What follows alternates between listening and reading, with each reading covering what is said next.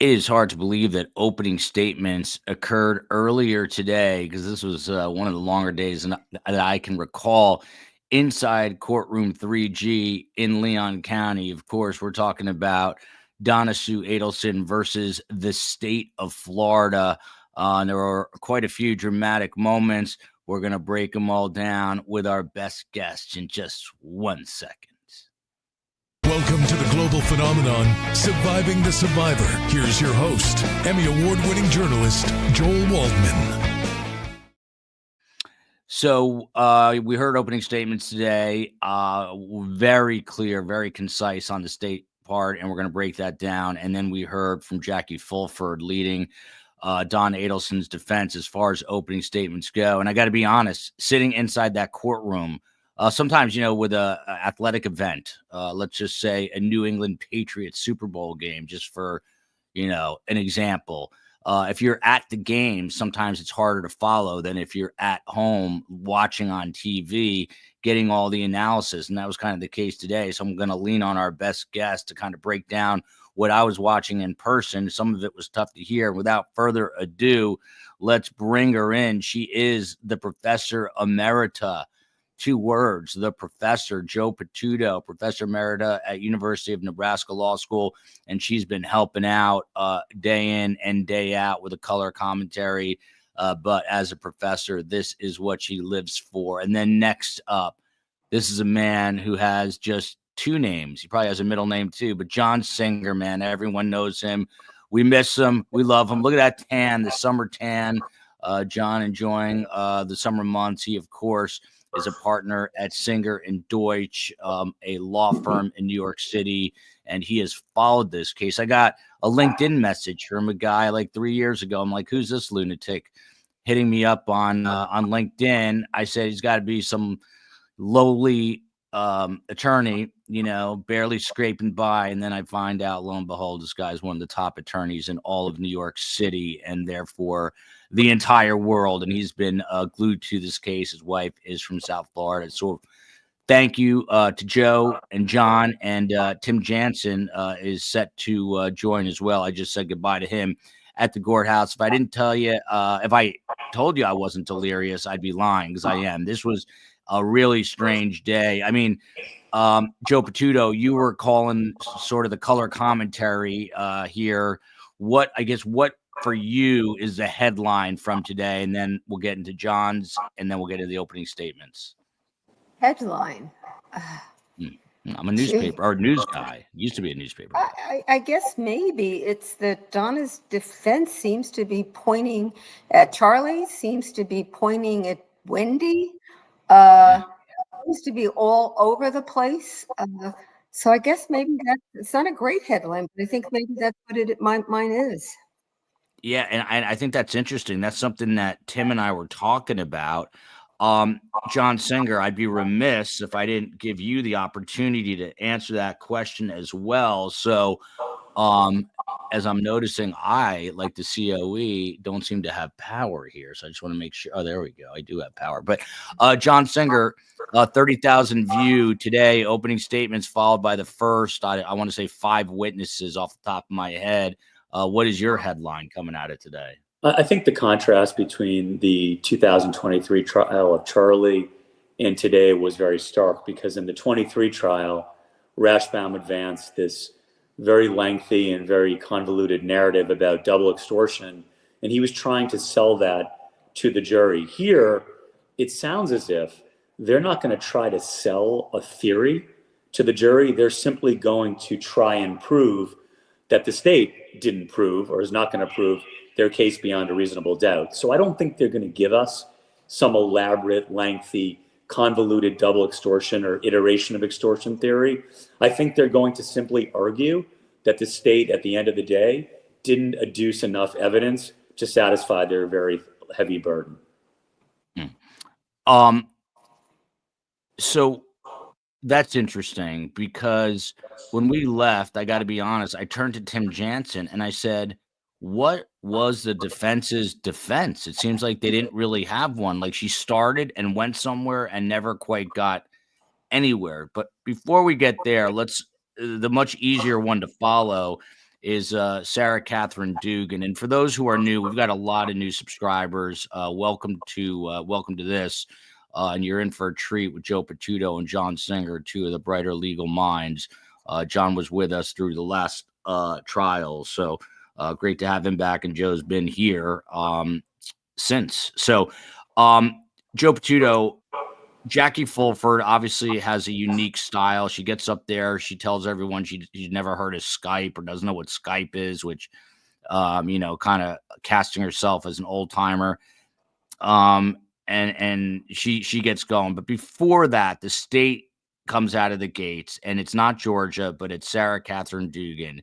And she just leads this very meticulous sort of representation of the story.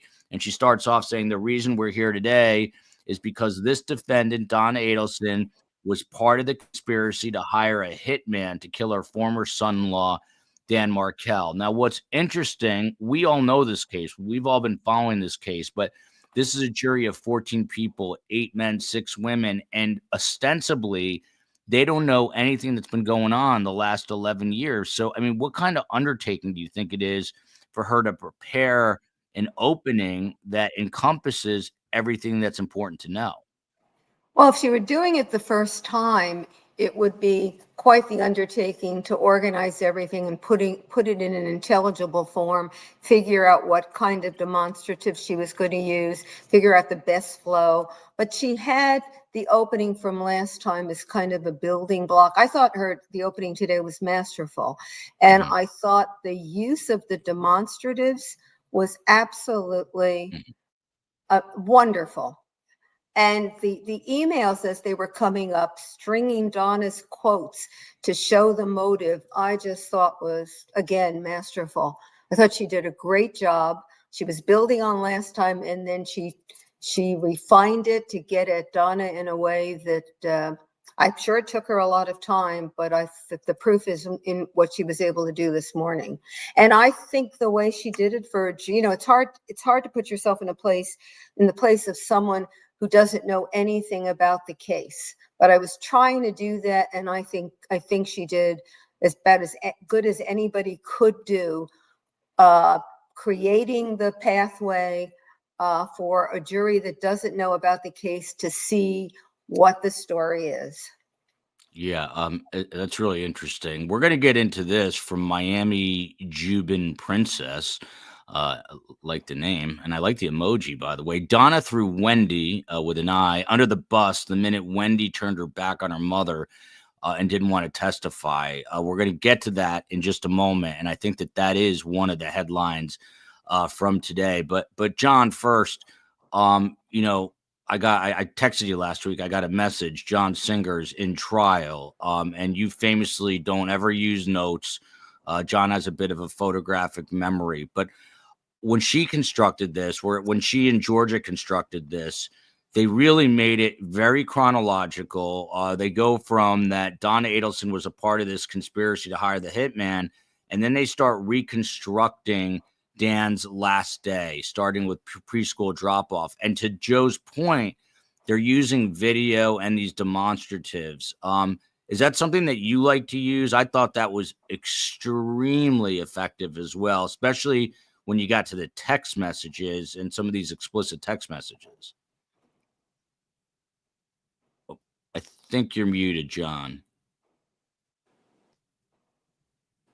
Demonstratives can be extraordinarily helpful in a very complicated case like this, where you have so many different actors and players, and many of whom don't look the way they did 11 years ago. But I think one of the strengths of both of the prosecutors here, both Sarah Catherine and Georgia, is the way they can marshal evidence together and tell it in a very concise and chronological and colloquial manner.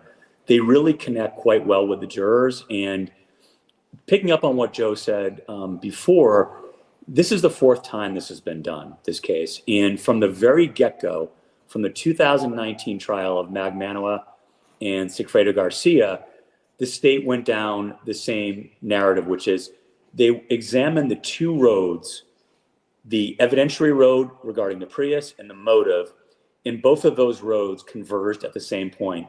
And even though none of the Adelsons were on trial in 2019 or in 2022, they were mentioned quite a bit during the opening. So it's the same opening, essentially. It's the same vernacular. I mean, I've watched the prior three, and I can tell you that it's the same exact evidence and the same exact narrative.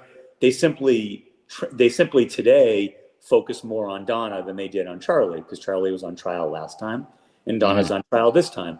But it was beautifully done. It really was. I mean, even though this is the fourth time I've heard it, you know, there's new evidence, obviously, this time that relates to Donna. There's new things about Vietnam and about the Q&A that she did for this, the jailhouse informant, which we hadn't heard about. And she does it in a really, really clear and convincing way. And she sets the table for what's going to come over the next 8 or 9 days. Yeah, and John, just to follow up on that, so just as a weird example, I took my kid, he's obsessed with soccer, so I took him to football, FUTBOL, and we were watching the goalkeepers for whatever the Milan team is. I'm blanking right now. But anyway, it was actually Real Madrid versus Juventus. Yeah. So, but the goalkeepers are picking up the ball and drop kicking it literally the distance of the field, and it just was beautiful to watch because it was so simple. The reason I bring that up is, as she was presenting it, it seemed so obvious. Like, it seemed like, oh, this isn't hard because it's so obvious, but she knows the case so well. So I guess my question is, how hard is it to take 11 years and make it seem that coherent and that cogent in terms of an opening statement?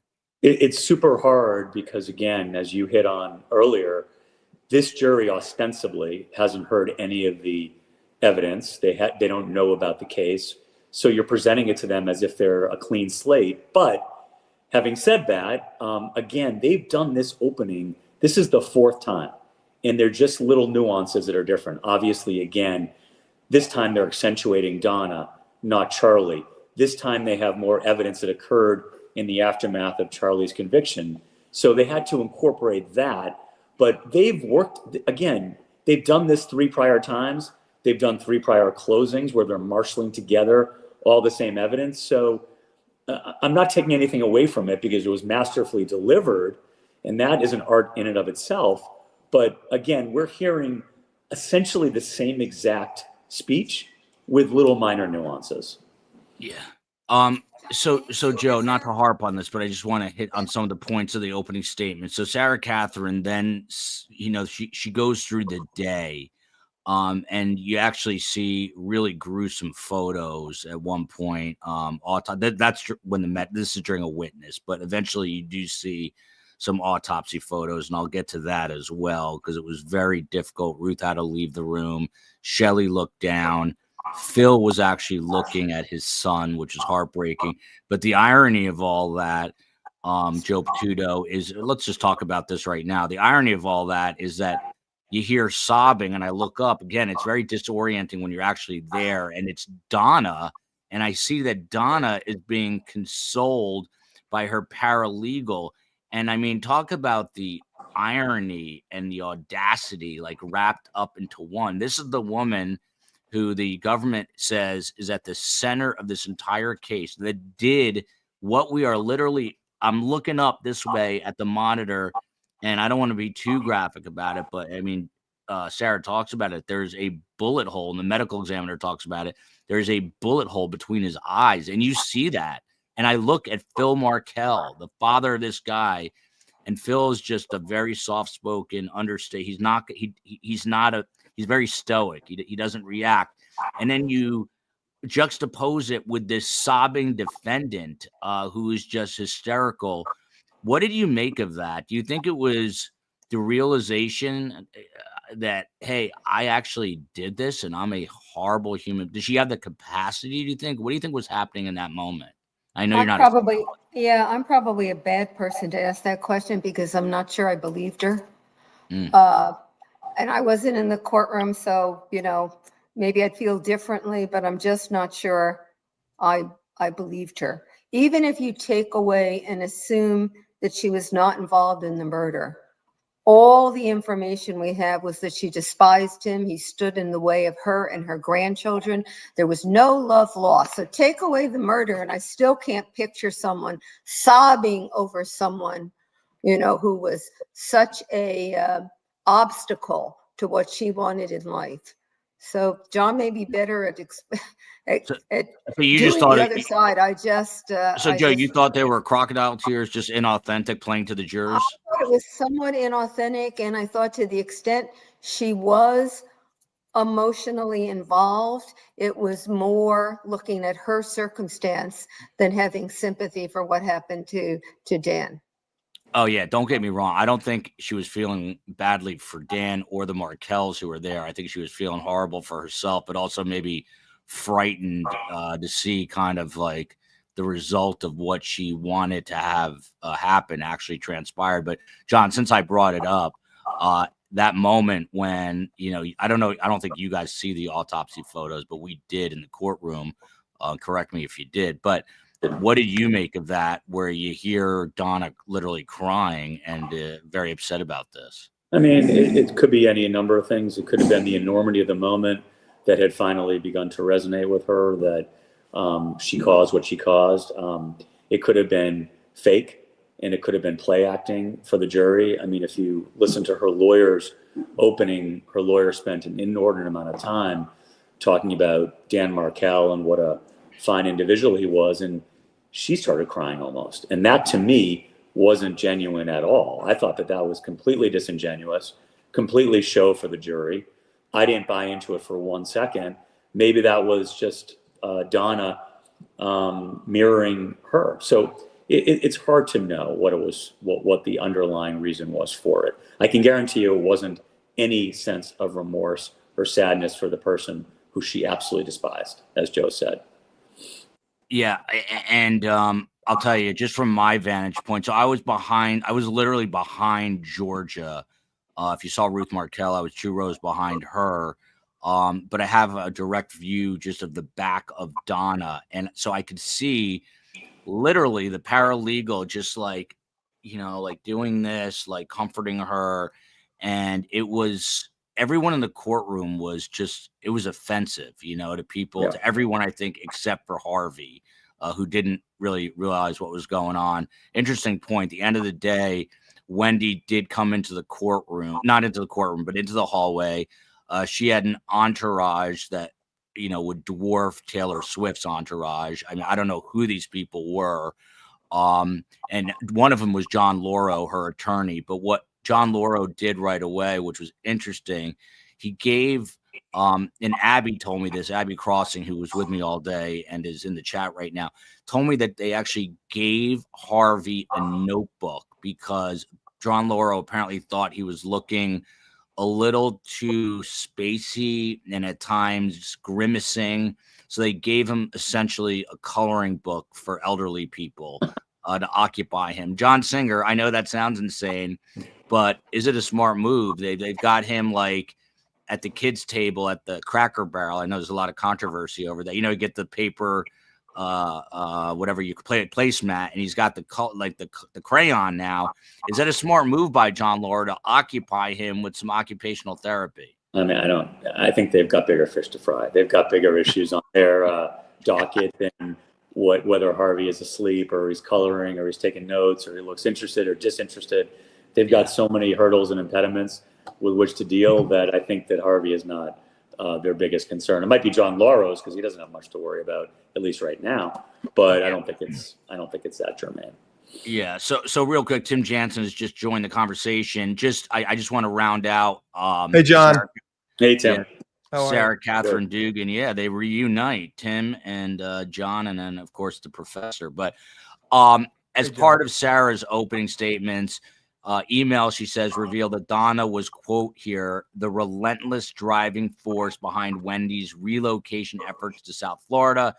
She claimed that Donna offered Dan Markel a $1 million bribe and advised Wendy to threaten or bully Dan Markel into submission. And she says that the evidence in this case will show you that the defendant's closest confidant was her son, Charlie Adelson. Tim Jansen, I asked Joe and John this, but just kind of your 30,000-foot view of this whole day today. What's kind of the headline that you come out of it with? Well, one, Jackie didn't give anything in her opening. I thought it was kind of disgusting that she was trying to ingratiate what happened to Danny, calling him Danny when she's representing someone allegedly, and the evidence is going to show, may have orchestrated it. The graphics by the state were incredible. I thought they did a very effective job showing Dan's last day, showing Donna when she was younger, and keeping the jury alive and listening to the story. And it flowed very well, and it was very compelling.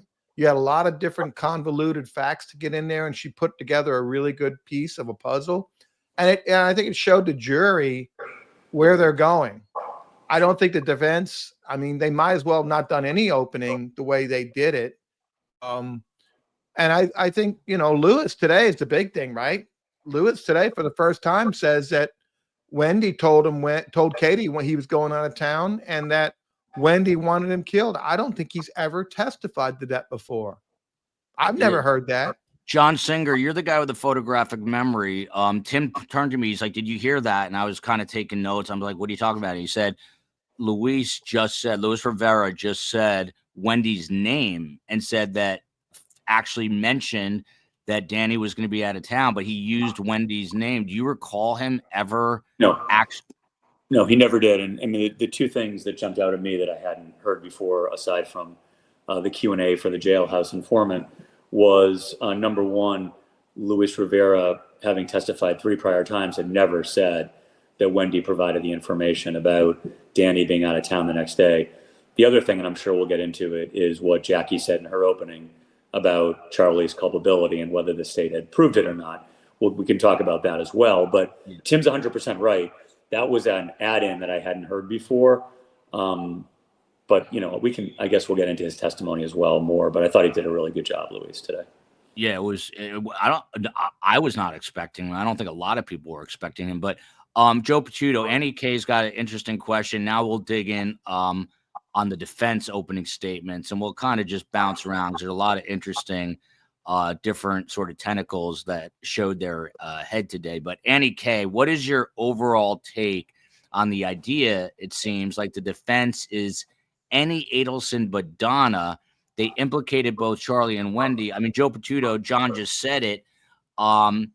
They essentially, confirmed, whatever word you want to use, conceded Charlie's guilt, which is interesting because that, in essence, in a lot of ways, will tie Donna to that same guilt. What the hell were they thinking? Because I had more than one attorney, I think there was 3, that reached out to me and said it was the worst opening statement in a murder trial that I've ever seen in my career. That's from 3 different criminal defense attorneys. I have no idea. I think John may be right that it's simply, all we want to do is create a reasonable doubt here because, I mean, they didn't impeach Rivera on he never said Wendy before, so they're clearly letting Wendy go. They start out saying that the evidence, I think she said he's guilty, but she said something quite close to that, and yet he's going to come and testify for his mother, which I don't know. I cannot explain what it was I saw. The first 9.5 minutes, I thought if the prosecutor wanted to go another 10, she could have put all that in her opening. And I don't know how that played with the jury. I assume what she was trying to do is say, gee, we really care about this. He was a really great guy and we agree. But for me, it didn't ring right. Using his name, Danny, I really did not like. Even her explanation as to why she was doing it, I just thought that was offensive. So whatever they're trying to do, it escapes me as in terms of a coherent theory of where they're going. I don't know. I don't know. By the way, I got to shout out the COE again, who is my wife, the chief of everything. They lost power in Miami. There's massive storms 8 hours away in Tallahassee. It's a beautiful sunny day, but down there, no power. COE, we got to get a generator, by the way. But she's working from a Starbucks right now, loading in some elements, taking care of everything. Got Space Coast on the West Coast. Steve Cohen up in New York. He flew up to New York to try to book some. No, he's just up there for some family stuff. But and of course the mods. I'm not going to say their names because I'll forget one and then I'll get yelled at. But they're all amazing. COE, do we have sound of Fulford in action during opening statements? I see something. Let's play it if we have it. While you're getting that, I recall exactly what she said. She was looking at the diagram and she goes, well, they proved these 4 committed this murder. And that was, and Charlie was one of them. Yeah. I don't know if I have the C. I'm going to just bring this up here, guys. She may have lost power again. So here we go. They're brutally taken from them. Not just when they were 3 or 4 or 5 or 6 or 7 or 8, but up into their teens. They lost the opportunity because someone took it. Yeah, her client. Yeah, and she froze right there. John Singer, I got to tell you, I try to remain impartial to a degree. I mean, I more advocacy journalism, I would say, with this stuff. But when she appropriated Danny Markel in her opening and said, I'm going to call him Danny, and I'm looking at Phil and I'm looking at Ruth and I'm looking at Shelley, it was offensive. I mean, this is a woman who's had a long career. She could have called him Daniel or Dan, but she's calling him what the Markels call him. And just to like ingratiate herself to the jurors, I think. And on top of that, and I don't know how well you guys saw this, but right behind her, and you don't see it here, so I don't even know if you saw it, there are these 2 big posters, one of Dan, like in that typical white shirt and teal tie, and then the other of a younger, very glammed out Donna Adelson. It didn't even make sense. She didn't even really reference it. But what about this notion that she was talking so much about Danny Markel? I thought it was offensive. I thought her emotion was contrived, that she was trying to exude emotion when she spoke about Dan and when she spoke about the ages of the kids and how they'd be deprived of their father. I thought that her emotion was totally fake. And I thought it was a big mistake for her to do that. You know, the contrast between she and Rashbaum was I thought, very stark. One thing about Rashbaum, you may not have liked the content of his opening, and you may have thought that the theory was completely insane, which it was. And, you know, we have clients and our clients tell us things and we rely upon them. So he was parroting what Charlie had told him. But his delivery was at least articulate, coherent, and persuasive. Not the content itself, but at least the delivery. Her delivery, I thought, was completely unpersuasive. It was totally incoherent. It was totally pointless. Again, her whole opening may have been predicated on telling the jury, essentially, we're not going to give you a narrative because no narrative will ever make sense to you that we can offer up.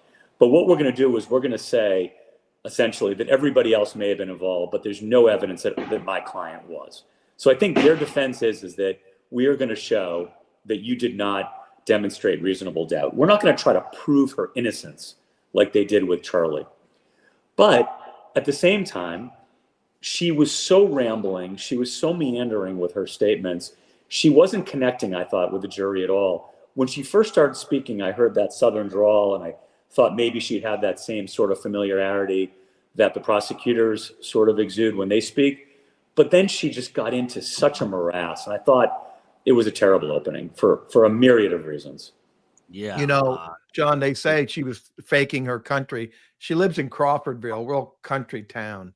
And I think what else she did that was wrong, in her opening, she said, you're going to like Donna.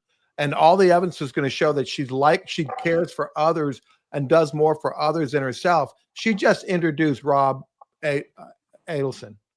That opening is going to open the door for Rob to testify. That's not true. Yeah, I think that's going to be very interesting because this came up once before where the prosecutors today indicated that in the defense's opening that they, quote unquote, opened the door for some testimony to come in. I think that they didn't, as the judge stated, the openings are not evidentiary at all. So whether or not Rob can be offered up to rebut the notion that she's this selfless person, because obviously he'll say that she was a meddler, right? She did the same thing with him. She destroyed his, the love of his life until he later was able to resuscitate it. But that will be very, very interesting. My understanding on Rob from people who were super close to the situation is that they had a lot of motion practice ahead of time regarding Rob that was all sealed. So we know that Rob's not going to be able to offer up any conjecture as to his family's culpability, because that wouldn't be appropriate. What would be appropriate, though, would be to rebut certain factual assertions that the defense makes. So did Jackie Fulford open the door today with her opening for Rob to come in there and say she's a meddler and she's not selfless, but she's selfish? I don't know what the judge will do on that, but that's another there's so many points that came out of today that were fascinating, really. And that seems like a really hard call for a judge. I'm gonna let me try to play this. We're having Wi-Fi issues on both sides, but give me 1 second. Let me see if this will play here. If it plays, it's more Jackie and her opening statements. Let me see if I can bounce this up a little bit. Sorry, everybody. Let me just try this again here. Do do do do do do do do do do do. Here we go. It's like the Flintstones revving up the. It's not playing. That's okay. So, I'll try it with another video. I have a feeling. I did tell you it was going to be a mud fight, and I knew that was going to happen, and the judge was going to get pissed, and I knew it was going to happen. I thought of that when you just said that, Tim.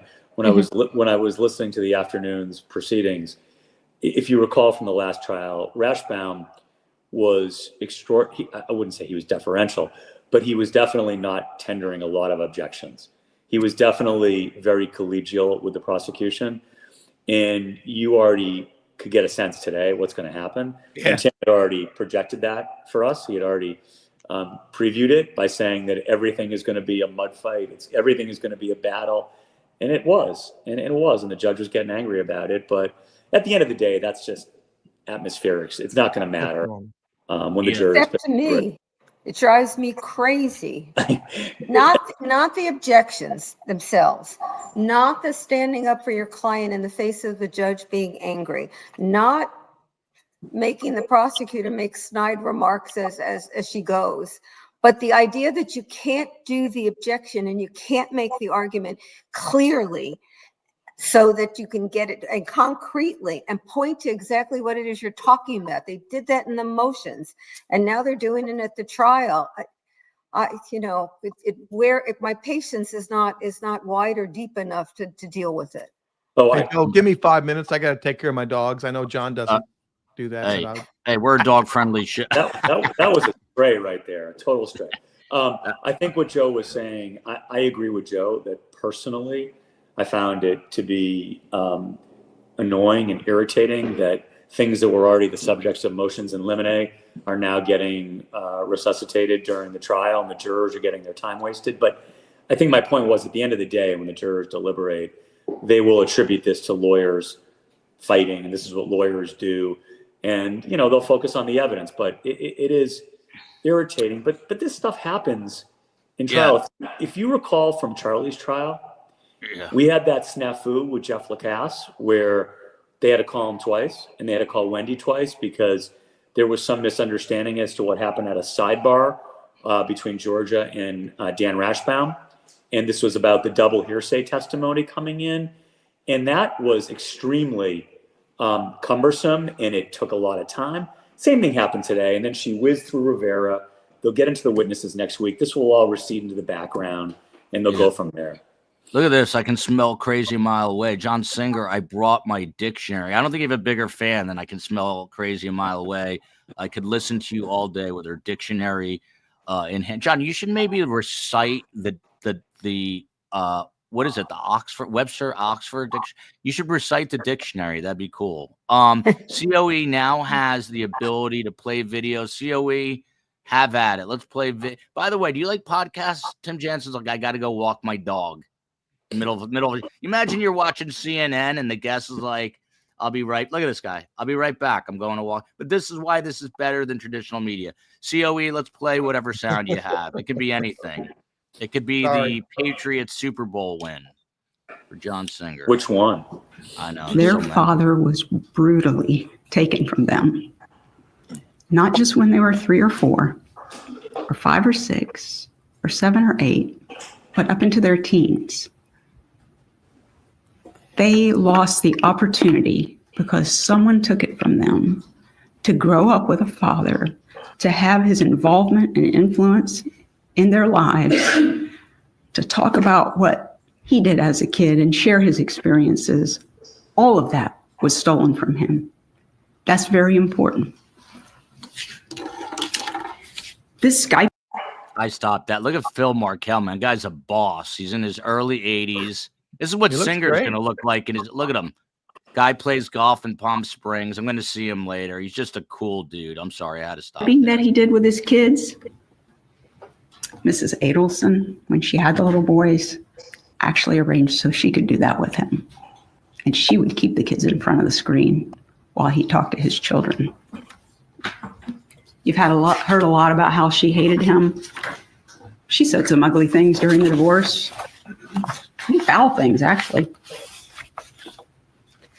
But you're going to learn through the evidence why that was occurring and how she was actually interacting with Danny. They're two very different things. I want to talk to you now about my client, Donna Adelson. She is a normal person, just like all of us. At the time that this happened, she was 64 years old, married to her husband, Dr. Adelson, a dentist. Now they've been married 54 years. It was somewhere in the 40-year range when this happened 11 years ago. All right, that's that. So Tim Jansen, let me just she goes on this whole tangent, but she then comes to a point where she says, and this is a direct quote here, but not a single piece of evidence was discussed by the state, she's saying. Not a single piece of evidence was discussed that shows Donna Adelson planned this or hired anybody to do this. Tim, I've always understood that in opening statements, whatever you say, you got to be able to know that you're going to be able to defend that. And Georgia's going to walk all over this with receipts. She's already doing it. How problematic is that for Jackie Fulford? Was it a foolish thing to even bring up in an opening statement? Well, as a defense lawyer, you don't have the greatest chance, right? Sometimes the facts are really bad. So what you have to have credibility with that jury, and what facts you do have. And those facts are coming in and you can weave a good argument. You make sure that those facts you give to the jury are going to come in so that at the end of the day, no matter what the evidence is, you can go back to those things and say, the things I told you came in. Now I'm going to weave my argument why you have reasonable doubt. She didn't give any facts either. She didn't talk about circumstantial evidence. She said she was talking about motive and theory. And then she had the gall to say, the state doesn't know what happened. I think the state's opening clearly shows what happened. And I think they diagrammed it really well, what happened in this case. Yeah. So, and then John Singer, sorry, Tim, but John, this is another direct quote right here from Jackie Fulford, direct quote. These kids, meaning the Markells, now Adelsons, but these kids were not deprived of their father. Their father was brutally taken from them. They lost the opportunity because somebody took it from them to grow up with their father. Why would you insert that line into an opening statement when your client is purported to be the mastermind that took this person away? Why even go there? I mean, I think the theory as to why to go there would be to try to humanize the defense, that the defense is acknowledging as well that this was a terrible tragedy. However, their client had nothing to do with it, would be the defense. But again, none of that resonated with me. in the slightest. I thought that it fell totally flat. If anything, it would have been, it was certainly offensive to all of us. Hopefully it was offensive to the jurors as well. But, you know, it harkens back to what happened, picking up on a point Tim said about credibility with the jury. It harkens back to the second Magmanua trial, the retrial in 22, where Tara Kawas told the jury in her opening that she was going to prove that Charlie Adelson did this directly with Sigfredo Garcia, the this being the hit, and that Katie Magmanua was circumvented. And she was going to offer proof of that. And she offered none of it. There was never any direct contact between Sigfredo Garcia and Charlie Adelson, showing that there was some sort of plot that they hatched together without Katie. And the prosecution threw that in their face in their closing. For them to say there's no evidence, well, who wrote all the checks? I mean, if I'm the jurors, I'm listening to it, I'm saying, well, didn't the prosecutor just tell us 5 minutes ago that there were 44 checks written and signed by Donna Adelson, most of which were sequential? I mean, come on. I mean, you can't make those sort of broad sweeping statements if you can't back them up. And that's going to be a problem for them. Yeah. By the way, Wendy is going to testify on Monday. I don't know if she's going to be the first out of the gate, but there's a very good chance that she will be. Joe Patuto, when Jackie Fulford got to this line, I actually thought about you because you're the law professor. She gets to this. She sort of boils down the case to this one weakness, saying, and I quote, "The case is about theory and motive, but not evidence. Meanwhile, there's a mountain of evidence." So do these, I mean, I've got two defense attorneys here, but do these defense attorneys, can you just say whatever the hell you want to say, Joe Patuto? I mean, do you teach your students that? Just lie, cheat, and steal to win? What is the context here? A lawyer in front of a jury in opening? Is that Yeah. Right. No, and she you said, can't say whatever the hell you know that very well. You're restricted to so the how does evidence she say? to She the says trial. this case is about theory and motive, but not evidence. When there's a mountain of evidence, it's about to be Well, dropped on them. She's telling you her take on what there is. She's entitled to say that. She's entitled to say in the face, not sensible, but she's entitled to say in the face of a mountain of evidence, there's no evidence. If that's what she wants to say, but she's gonna, but the facts are gonna refute it. The best I could come up with regard to that is that she's saying two things. One, there's no direct evidence at all. It's all circumstantial. And two, the circumstantial evidence is going to tangential matters. It's not going to an element of the crime. I don't think either of those work, but that was the best I could do in terms of what she was trying to say. Yeah. COE, can we pull up? Someone was asking to see a little bit of sound of Sarah Catherine Dugan, and she did well. So if you can pull that up, that'd be great. I don't know if you still have the ability. Her son, Charlie Adelson, to his girlfriend, Catherine Magbanua, and then from his girlfriend, Catherine Magbanua, to the shooter, Garcia, and then back the other way, like train cars. They only seem to touch the car directly in front and directly behind them. Great analogy. The defendant never calls her son's girlfriend, Catherine Magbanua, or the shooter, or vice versa. Charlie Adelson never calls the shooter, or vice versa. So, if this is a murder for hire conspiracy, as law enforcement suspects, could it be that the defendant and Charlie Adelson are wisely insulating themselves from the actual shooters by having Magbanua act as the middleman? Law enforcement decided to launch an undercover operation designed to clarify who are the members of this conspiracy and how information was traveling within the conspiracy. Police applied for and received court authorization to listen in real time to the phone calls of Charlie Adelson and Catherine Magbanua, the people in the middle of this train car. And this is what's known as a wiretap. By this point, though, it was April of 2016. It took about 2 years to do this investigation to find out who was in the car and to get this wiretap going. So at this point, it's been 2 years, almost 2 years since the murder. And at this point, in April of 2016, Charlie Adelson and Magbanua are no longer dating. They've been broken up over a year. Catherine Magbanua at this point is actually back together with Garcia. We heard they're on again, off again, and have these kids together. I'm going to stop it right there. I mean, Tim Jansen, again, I mean, there's multiple players doing multiple different things. I like this train car analogy because it kind of literally lays it out. Your thoughts on her presentation here?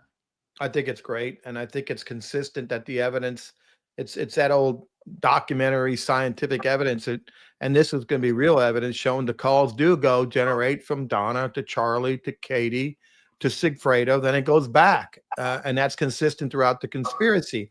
And these are co-conspirators, so I think they weave that in well. It's easy for a jury to understand what a train is. It's easy to see the calls going back and forth, and it's going to be difficult for Donna's lawyer to undercut that. She can't change the phone calls and the way they worked. Yeah. Blessed by Hesed here. I adored Tim and Joe and John Singer and their presence in this trial. John's been out for a little bit. Both are excellent communicators, knowledgeable and delightful people. Thank you. And yeah, we have the best guests in true crime. That's why the tagline is best guests in true crime. It ain't just a tagline. It is our reality. Evan Elizabeth Duke, friend of the show for a very long time. Defense doing word salad to jury about evidence. Follow the money to get the truth. Now, at one point, John Singer, the man with the photographic memory, I believe this was with Detective Craig Isom, and that was a very tense moment because and we'll get to that in a minute, but the defense was objecting to emails. But she's talking, I believe, to Craig Isom, John, and Georgia says this, and I wrote this down. She said, sort of in passing, she said these items came from a search warrant executed on Wendy Adelson's computer. Now, I think there was a warrant executed in 2014, but then it was nebulous, and I started to think there's something else going on. Like, are we getting a new piece of information here?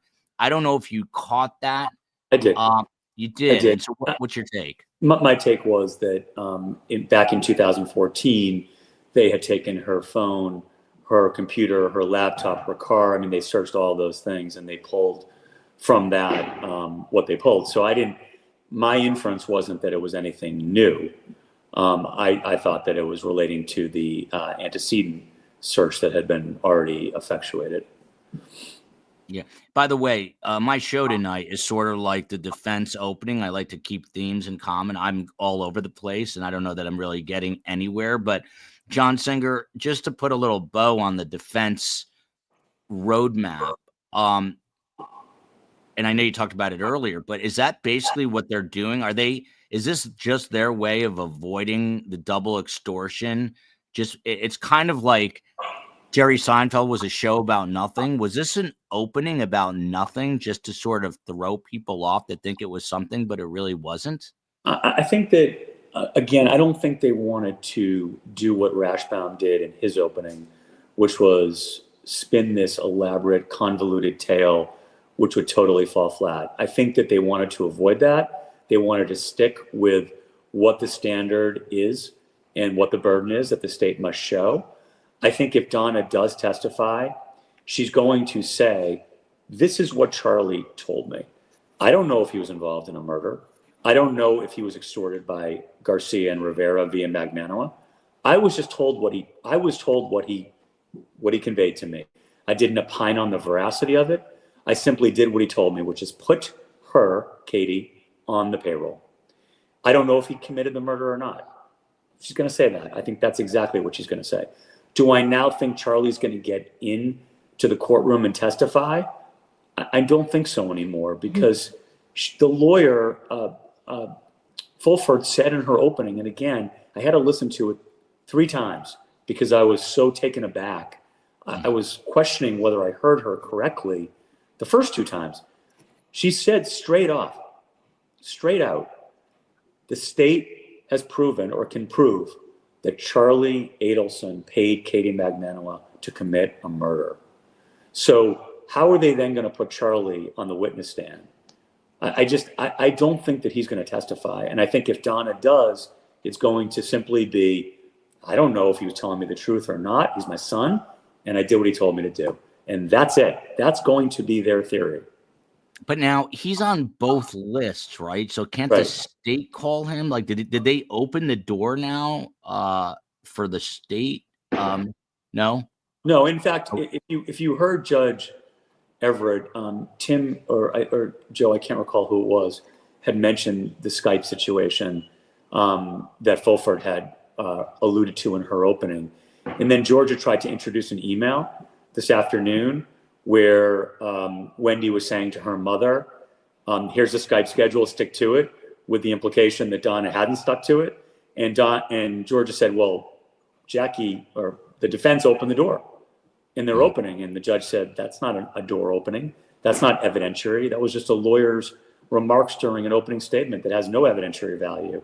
So nothing they did today is going to open the door for Charlie to testify, but I don't know how they can put him on the stand at this point and have him go with the double extortion theory, which he has to go with, when they've already told the jury that there's evidence that proves that he did it. So that's where it got to be such a convoluted day, really. I mean, once we heard that.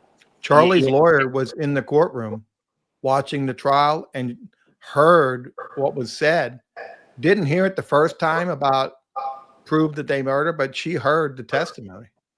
Who's the attorney? Not Ufferman. One of the appellate lawyers? Yeah, the one that works, Michael's associate. Yeah. So Joe, what do you make of that? You're more of the scholarly type, obviously, but what do you make of the fact that she goes and gives that concession, that admission that, yeah, this guy, he did it basically, and they're going to be able to show that. Isn't that a very dangerous, slippery slope for the defense to admit that? I'm with John. I didn't think I heard it. I mean, I really didn't think I heard her say what she said, because it was such an extraordinary thing for her to be saying, thinking that they were going to put him on the stand. And I also agree with John. I don't know how they put him on the stand to give his story that he didn't do anything. And he's surely not going to get on the stand and say, I did do everything. So it just seems to be entirely inconsistent one to the other. If they have a theory for what they're doing, and I assume they must have a theory for what they're doing, they just didn't decide to come in and, play alphabet soup. We'll just say whatever. I don't know what it is. I cannot see a golden thread going through it that makes any sense out of what they're showing so far. And Joe Patuto, if she handed that into you as her opening statement for her final as a L1 or 1L, whatever the hell it is, what grade do you give her for that? It's 1L. 1L, same thing, whatever. L1, 1L. I don't know. It would depend on the answers to the other questions. All right. Good answer. That's a very diplomatic answer. Tim Jansen, I assume this is an absolute definitely no, but Jazzy's saying great coverage. Thank you. Did the jurors know that Wendy, through her lawyer, quashed Donna's subpoena to testify? They'll never know that, correct? No, they won't know that. All that's done outside the presence of the jury. So Tim, my next question. Donna breaks down crying. This is when the medical examiner's on and they're showing autopsy photos. I don't think you were there yet. I wasn't. Tim. And the judge is already heated because of other things going on, which is unusual for him. But it was it's been hot and very long. Last trial, the days went quick, and I don't know. Everything feels much longer right now. But he admonishes Donna Adelson outside of the view of the jurors. So the jurors leave, and he says, listen, I know that things can be emotional and it could be raw emotion, but you have to control yourself. And if you can't, I'm going to have you leave this courtroom. How severe, I guess, an admonition is that? I mean, he fired a warning shot saying you can't sit here sobbing over everything, because he said the case has to be won on the facts and the evidence, not on emotion. Yeah, he did it properly outside the presence of the jury. He certainly, I missed all the dust up with the lawyers, but they seemed to get better when I got there. So his admonition to them got their attention, and it usually gets the attention of the defendant. you got a bailiff that sits there and looks at the courtroom and looking at the defendant, the lawyers, and the people in the gallery. That's their, other than protecting the judge, of course, and the jury, that's their job. And they got plenty of bailiffs watching. So. Yeah. By the way, when SCS signs their 3-year, $580 million contract, I'm buying each of the mods a home. I'm on record today saying that Friday, August 22nd. But for now, you can get them coffee, which I don't even know what that is because it's not real coffee. It's fake coffee. It's some kind of internet tip. So, John Singer, since I know you can do this a million times better than me, suddenly there is a heated exchange. Josh Zellman starts essentially drooling on himself because he is getting reamed by Judge Everett for now objecting to some emails. So what was that all about, and why was Judge Everett so upset with him? Because that issue had been the subject of extensive motion practice ahead of time. The issue was whether or not the entire divorce file would come into evidence. And the ruling from the judge, it was sort of a truncated ruling, which is, yes, it can come in, but only those documents that the evidence shows were actually sent to Donna. So if Donna received the document from the divorce file, either through an email or Wendy sent it to her or referenced it to somehow to her, then you could use those. So the judge thought that he had disposed of that issue in motion practice prior to the trial beginning. And then all of a sudden, they started introducing with Isom portions of the defense of the divorce file, and then the objection started getting tendered. And the judge was like, we already did that. So that was what caused that dust up. But again, come Monday, no one's going to remember that. It's going to be over. The defense, as Tim alluded to, was probably chastened, and they're sort of on guard now not to promulgate too many frivolous objections because he wants to move it along. But I wanted to add, Joel, if I could, can I add one thing from? Yeah, please. One thing that struck me from the openings, and Sarah Catherine alluded to this, and what I thought about was as follows. In the Magmanua trial, the second one, the theory was that the prosecution got everything right except Katie's involvement. So in that case, Tara Kawas said, you know what? The state's right. It was Garcia, it was Rivera, and it was Charlie, and it might have been Donna, but it wasn't Katie. In this one, it's almost the same thing. Jackie is saying, you got it right again. But this time they added Charlie to it. It was Charlie, it was Katie, it was Sigfredo, it was Luis, but it wasn't Donna. So whoever's on trial, whatever the hot potato is that particular day, that person just isn't part of the train, right? Everybody else is, but not that person. And Sarah said in her opening that in prior trials, the defense had made that argument that the state got it right, except for that particular person. And then Jackie just she walked right into that. She said the same thing, that you guys got it all right. In fact, she threw Charlie in, for good measure, but you didn't get it right about Donna. Not Donna. She wasn't involved. She wasn't at the top of the pyramid. Yeah, it's it'd be cool if it wasn't so unbelievable, and I don't mean that like in a good unbelievable way. But Tim Jansen, let's go back. COE, before I do that, because I know you worked hard to pull the sound. Is there another soundbite you want to play? Let's just pick one and we'll dissect it. Good morning. Good morning. My name is Jackie Fulford, and I, along with Mr. Zellman, represent Mrs. Adelson, and I don't think you've heard my voice yet. Those are very beginning openings right Well, here. I'm going to try and talk slow because if I don't, the court reporter's going to scream at me. I just want to start by saying this.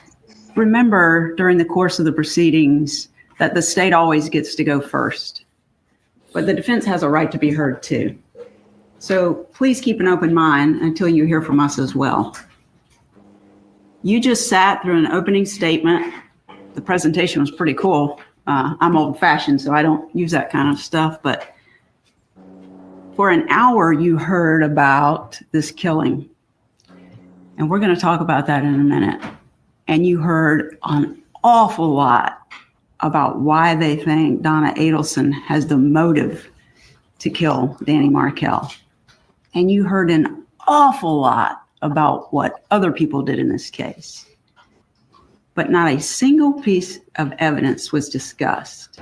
That's it. That's a line. That shows that Donna Adelson planned this, hired anybody to do this, or intended that this happen. And I just want you to be mindful that when we're at the end of the case and the judge gives you the instructions, and he gives them, I won't do that. When he gives you the instructions, he's not going to give you an instruction that says the state has to prove motive. He's going to give you elements of each offense, and he's going to say that each element of each offense has to have actual evidence to prove that. Not motive, actual evidence that those things happened. We're going to have a long trial, and I know you all are kind of prepared for that, at least in your mind. You know it's going to happen, and it's going to be long, and we're going to have days. All right, that's enough of that.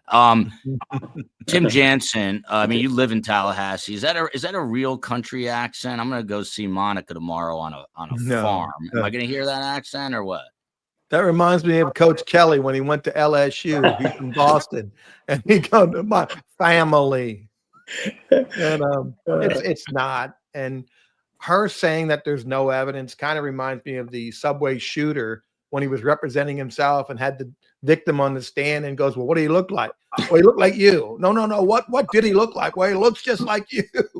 I mean, it's nonsense. There's no evidence. All the emails, the payments on those emails are just terrible. And I thought she did a nice piece. At one point, she says, it's not over. The Adelsons never lose. I mean, that was it, right? They've reached everything. They tried the money. They tried the courts. Now we don't lose. Tim, let me ask you this: you know, you're a showman, Tim Jansen. When you're going up to a jury for openings, and you're the defense counsel, I mean, do you have like a I don't know, like not a system, but do you have like an opening line or something that you do to try to? Because I feel like my first reaction to her was she's full of you know what, like the fake accent. It played contrary to what I would want if I want people to like my attorney. So when you go up there, what do you do to ingratiate yourself to the jurors? Well, I introduce myself, but then I always have a theory, and I always tell what the theory is, and I always introduce that theory in my opening, and that theory is going to go along with the evidence I think the state has and what I have. And that theory is what I say it as many times, so it repeats itself. So if the evidence comes in like I think, at least I've got a fighting chance that someone on that jury is going to remember that theory, combine those facts, and then when I get up in closing, they're going to say, well, you know what, he was right. He said this, and that did occur, so maybe we should consider it. But she didn't do any of that. Yeah. I would have never got up there and did what she did about the victim, Daniel. I would have never done that. Calling him Danny. I would have never done that. Well, I'm just thinking back because everyone's like, well, Rashbaum is so unrelatable as a Miami, AKA almost a New York guy. Daniel was better. Daniel was better but I think he was more likable. But let me go back to John and then Joe on. So Tim turns to me, he goes, did you hear what Luis Rivera said? He actually used Wendy's name. So John, does that have any implication for this trial moving ahead in terms of potential witnesses or what Georgia can ask? Or does that have any implication for a potential indictment? Is that something that gives the state or the government more ammunition, if you will? I don't think regarding Wendy it does, because when he made his proffer in 2016, and then he testified in 19, 22, and 23, that he being Luis Rivera, in none of those four testimonials did he ever state what he stated today. So, I mean, is his memory better in 2016 than it is in 2025? Sure. So I think the fact that he added in Wendy for good measure today may have been something that he might have gleaned over the last few years. So I don't think it's going to have any implications for Wendy. But I did want to ask Joe and Tim a question about this whole theory and motive. When Fulford was talking about motive not being evidence, if you will, was she conceding that Donna, in fact, had a motive to want Dan dead? Was she conceding that, or what? I understand why she would harp on theory, because again, the government has a theory. They're going to prosecute that theory, and sometimes theory and evidence are not juxtaposed. But was she conceding in her opening that Donna did have a motive to kill Dan? Joe I think Patuto? so. Yeah, no, I think so, because she contrasted no evidence on the elements of the crime Right. with evidence on motive. So she can't walk away from that. I suppose she could say, well, there was some evidence, but not enough. But she's at least conceding that there was evidence going to motive. And I would have read her to say more than just a little, fair amount of evidence. So yes, I do think I don't know if she knows that's what she did, but that's what sounded like to me. That's a fatal mistake, because the argument should have been that this was a very contentious, acrimonious divorce and litigation that ensued. There's a lot of hard feelings. People say things they often don't want to say, and that was part of the voir dire questioning. If you recall, from the voir dire, they were asking the jurors, are there ever instances where you say things that you later regret? That was setting up for when Donna gets on the stand and they look at those unhinged emails, and she's going to say that was a very emotional time period for me. But I would never concede motive. What motive? No way. I mean, we know she had one, but if I'm her, I would never acknowledge that. Yeah, but that sounds like a mistake, Joe Patuto, that someone in their first year of law school or out of law school would make. I mean, Jackie Fulford was a judge at one point. Why would you make a mistake that, as John just put, could be so potentially fatal? And to the juror, I mean, look, John's a guy with an IQ of 493. I mean, most jurors are not going to know what John's even talking about. I barely do. But so will it even have an impact on the jurors? Well, the first part is, why would she make the mistake? I mean, mistakes by definition are things that you don't do with purpose. Right. So you can't, that question is unanswerable. I do think it will have an impact on the jury, but I think the opening with regard to evidence versus motive, evidence versus theory, elements versus all of them will also have an impact, because that rings to me as someone who's embedded in the law and not somebody who does not have a law degree and is thinking more holistically about a case. And for her to say there's no evidence when they're hearing things, I just don't think they buy it, because they're going to see emails, and they saw some emails today. It just doesn't work. At least my view, it won't work with them. Yeah, I think it was very unpersuasive. This question, Bill Davis is on the money with his questions. Super chat. Thank you, Bill. To Tim Jansen, just a couple more minutes and then we'll get closing thoughts. But does the fact that the defense pointed out that the emails received by Donna were to an email address shared by Donna and Harvey possibly implicate Harvey at all? There was a lot of discussion about that. Like, they mentioned Wendy, they mentioned Harvey. It's almost like we said earlier, anybody but Donna, and they're willing to throw family members, including her husband, under the bus. But from a legal perspective, and legal liability, what happens when your lead defense attorney, one of your defense attorneys, is dropping your name, saying no, it was Harvey writing these emails? It really doesn't get you to get other people to come testify on your behalf, right? When we were getting up at one of the breaks, somebody in the gallery goes, "Boy, Jackie's really going to blow this thing up," pointing at everybody in the courtroom. And I kind of knew that was going to happen. I know their style. And I don't know. This is only the first day, and people will forget this, and they're going to go for another day, and then the judge is going to get mad again, and they're going to get to that line again where they're going to be in contempt, and they're going to do it, and it's just natural they do it, and it's going to be, she said, this is going to be a long trial. That's the most true thing she said in opening. It's going to be a long trial. Yeah, she also gave her name. That was true too. Yeah. She did do that. John Singer, there was just a question up, and I want to get your take on it. Someone said it seemed like Georgia was too complacent. She had this momentum, and then when Everett got really upset with Zellman about the email objections, it like took the wind out of her sails. She was kind of, I don't want to say rattled, because she doesn't get rattled. She was frustrated. That's what it was. But I kind of joked yesterday, and maybe it's not really a joke, that the defense is just going to object, and they're going to just kick up dirt at every turn until, and frustrate the judge and frustrate the government until there's a single juror who's like, I don't even know what's going on anymore. I can't, vote guilty here when we deliberate. Is that part of the strategy, maybe? I mean, it can be a strategy. A strategy to throw off an experienced questioner, though, is difficult. I mean, she's not a person who gets particularly flustered. So, again, we've seen in prior trials examinations that didn't go quite the way that we would have wanted them to go. I mean, the last trial was a perfect example of it. The Jeff Lacasse snafu was really quite uncomfortable to watch, because he had to get off the stand, Wendy had to get back, he had to get back on. You're wondering, and he's such an important witness.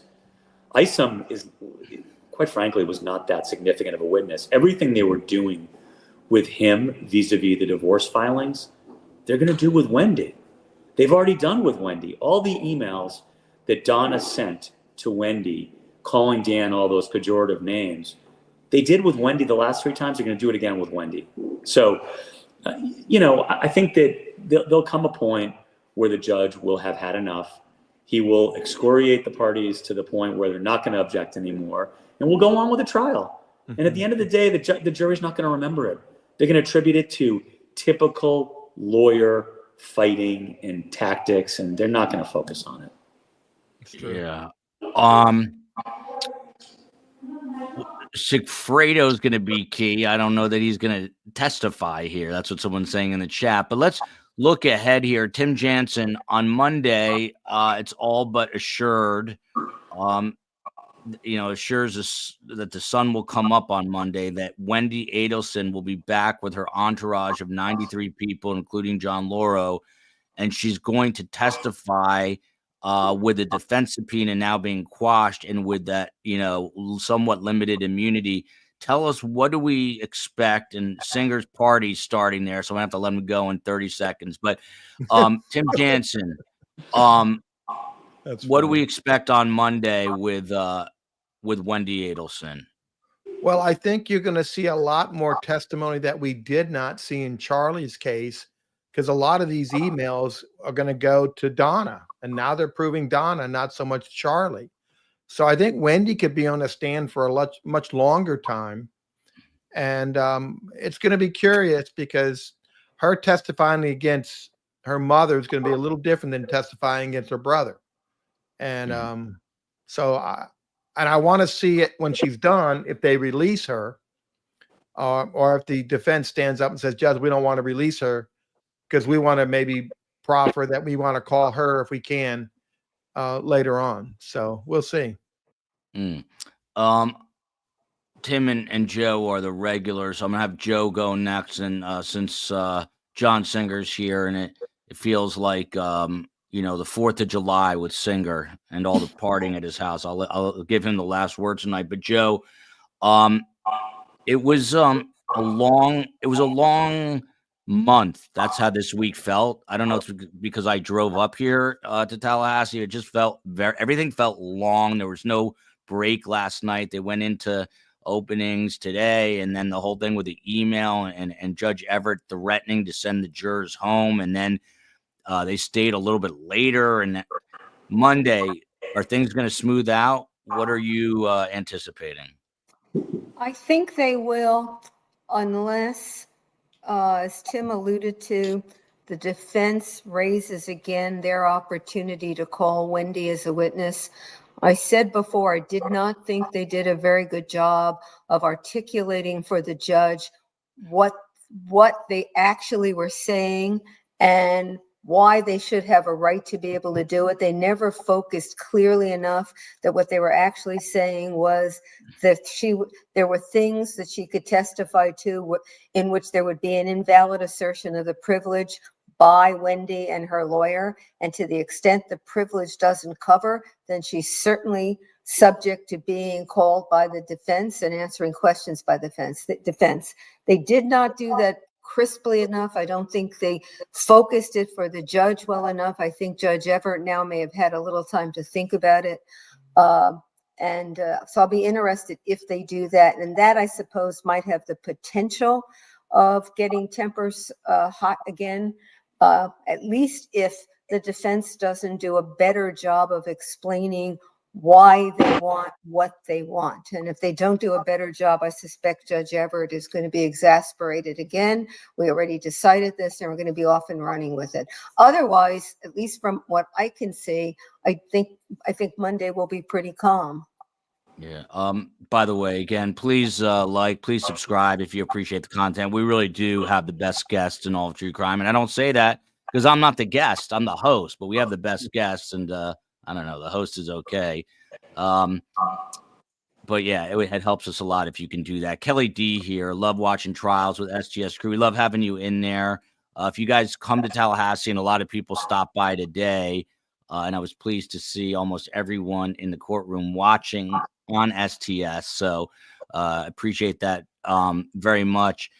John Singer, we know deep down that you love Peaches, and I don't want to bring up a sensitive subject, and I won't even ask you where Peaches is right now. But I only bring that up because I'm about to ask you a question that if you think you took heat for Peaches, you can take a lot of heat. So take a second before you answer this one. Is Wendy Adelson at this point, in your opinion, next or not? I don't know. I'd like to hope so, but I'm skeptical. But I did want to pick up on one thing. Please do. That from today that I don't want to get lost in the shuffle, because there was something extraordinary that occurred at the very end of Sarah Catherine's opening. Those of us who have followed this closely know every bit of evidence that's ever been adduced in any of the 3 trials, but we don't know much, if anything, about the jailhouse informants, because that's all been under seal. But what we heard today for the very first time was that Donna Adelson, in her own handwriting, put together a Q&A script for one of the jailhouse informants to eventually testify, get on the stand, perjure herself, and say that Katie Magmanoa told her that she was the one who did it and the Adelsons had nothing to do with it. I don't know if we're going to see a handwriting expert. I don't know how they're going to prove that up. I looked at the witness list, and there are some names I just don't recognize. Maybe on that list is some sort of a handwriting expert. Then if they can show that's Donna's handwriting, then once again, her own worst enemy is herself. Whether it's Vietnam or this, that's going to be, there's so much evidence already, but that's just the nail in the coffin. Nothing else will be able, the jury won't be able to hear anything else once they hear that she's suborning perjury in jail.